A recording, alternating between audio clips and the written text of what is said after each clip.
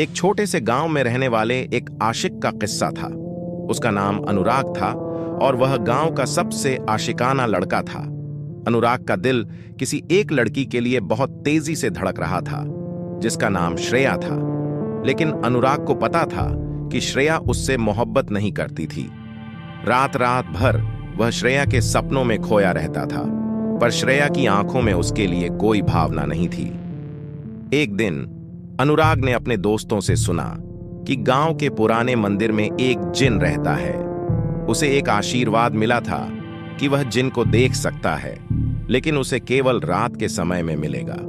अनुराग को यह अवसर मिला उसके प्यार को प्राप्त करने का, और वह उसी रात मंदिर की ओर बढ़ा। मंदिर में पहुंचते ही अनुराग को एक हलचल सा महसूस हुआ, जैसे कि कुछ अद्वितीय शक्तियां उसके चारों ओर बसी हों।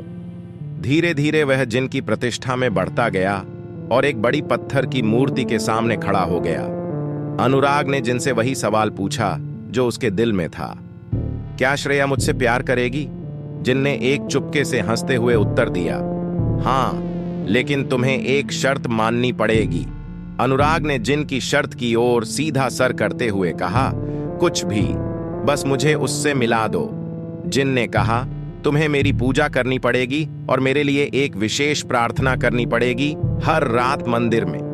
अनुराग ने जिन की शर्त स्वीकार की, क्योंकि उसका प्यार उसके लिए सब कुछ था। पहली रात को जब अनुराग मंदिर में पहुंचा, वह ने जिन की पूजा की और विशेष प्रार्थना की। धीरे धीरे वह इसे एक रोजगार बना लिया और हर रात उसकी पूजा करने लगा।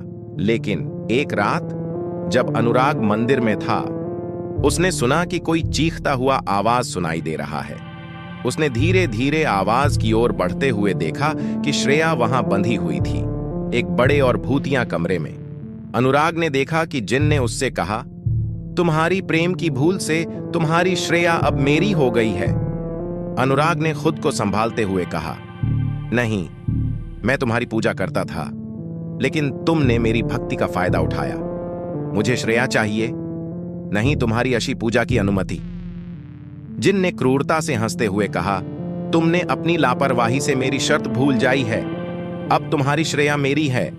उसी समय अनुराग की आंखों के सामने सब कुछ काला हो गया और वह खुद को एक पुराने हवेली के अंधेरे कमरे में पाया। वहां श्रेया की आत्मा को उसकी आत्मा के साथ एकजुट होते हुए उसने महसूस किया कि वह अब एक रूहानी बन चुका है, एक अदृश्य बंधु जिन के साथ। अनुराग ने श्रेया की आत्मा के साथ मिलकर वहां से बाहर निकलने का प्रयास किया, लेकिन जिन की शक्ति ने उसे बाधित किया। उसने समझा कि यह उसका परीक्षण है और उसने जिन से कहा, मैं तुम्हारी शर्तों को पूरा करने के लिए तैयार हूं, बस मुझे श्रेया को छोड़ दो। जिन ने हंसते हुए कहा, तुम अच्छे आशिक हो, लेकिन मैं तुम्हें श्रेया को वापस नहीं कर सकता। वह मेरी हो गई है, अब तुम उसके बिना जीना सीखो। अनुराग आत्मसमर्पण से जिन के सामने खड़ा हो गया और बोला, अगर यही तुम्हारी मांग है तो मैं श्रेया के लिए तुम्हारी पूजा करना छोड़ता हूं, बस मुझे उसे वापस दो कृपया। जिन ने धीरे से हंसते हुए अनुराग की ओर आकर कहा, तुम्हारी भक्ति ने मुझे एक आशिक की महत्ता सिखाई है, लेकिन शर्तों की भूल से तुम्हारी सजगता की भी जरूरत है। जाओ, अपनी श्रेया को वापस पाने के लिए कठिनाइयों का सामना करो। अनुराग ने जिन की आशीर्वाद को प्राप्त किया और मंदिर से बाहर निकलते ही उसने श्रेया की खोज में रुका। वह हर कदम पर कठिनाइयों का सामना करता गया, लेकिन उसका प्यार और संघर्ष ने उसे आगे बढ़ने की शक्ति दी। एक दिन अनुराग ने श्रेया को एक पुराने कुएं में पाया। उसकी आंखों में खुशी के आंसू थे जब वह श्रेया के साथ फिर से मिला।